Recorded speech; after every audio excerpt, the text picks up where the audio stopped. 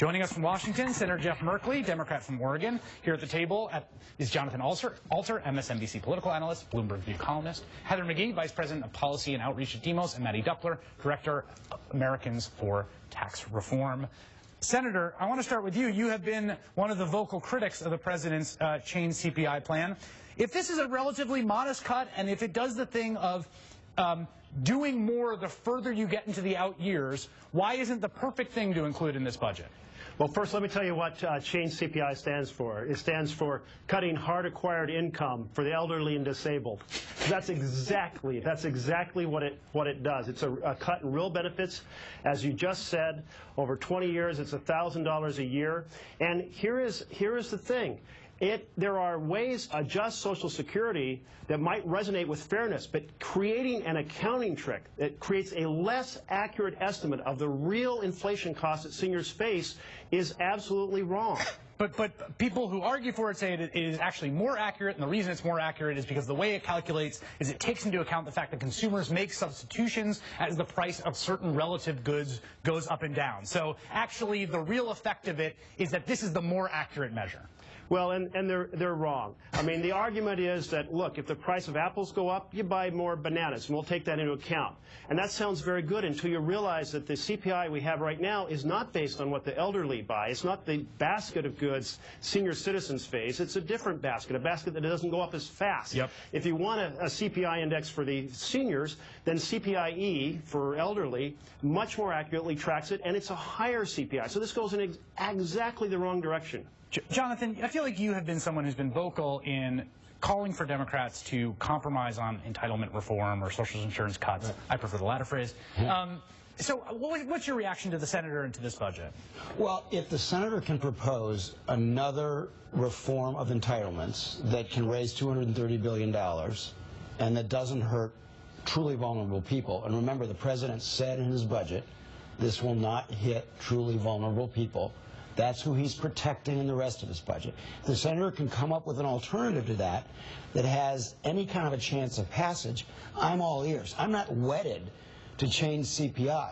What I am concerned about is that there's this sense on the left among those like me who are very strong supporters of the social contract that Franklin Roosevelt established. There's a sense on the left that we can protect it all in amber, preserve it in amber, we don't have to change anything. That is not possible. So when you say, what would you change? They say, well, raise the cap.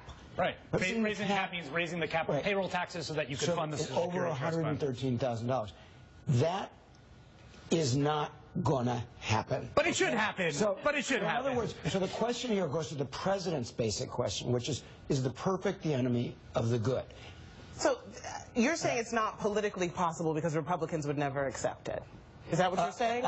I'm saying that if you're going to get revenue increases, which the president wants and has in his budget, that there are more politically palatable places to get it. So here's the problem. People who are making, $115,000 and would be, paying more. So here's the problem. The entire need for a deal, as you were talking about, Chris, earlier in the segment, has to do with this urgent priority that is a Washington obsession, which is to actually lower the deficit. When, in fact, the most urgent need outside of Washington is to create more jobs, to raise take-home pay, and to deal with the fact that employers have walked away from pensions and 401ks are abysmal at actually protecting retirement, and so we're actually going to need a more generous Social Security package in the future. It's just not related to what's actually going on in the economy, and that's what's so difficult about this whole conversation. I just very briefly, I agree with you in the short term. We're on completely the same page. But to say with the baby boomers retiring and these unbelievable, boulders coming down the road on the next generation, to say that the idea that nothing has to be done on Social Security is not Let me say, let me just intervene and register. I'm not for preserving an amber. I am for pouring more amber in and basically expanding, right? So I think we should expand Social Security. Well, then kids won't get anything in adult, and the seniors will get the whole pie. Tax people a lot more. Right, we get to you to Mattie Duppler, who you guys, the great thing about this, I learned this morning, you oppose change CPI. Right, and this is the thing about President Obama. He continues to bring the left and the right together. There's something in this budget for everyone to hate. And not that this this is a Republican problem with change CPI. Progressives were out in front on Friday when this got leaked, that this was a huge problem for the left and their priorities. But the problem that we have with change CPI is that it's not just on the benefits. You're fine with the benefit cuts. We should be clear.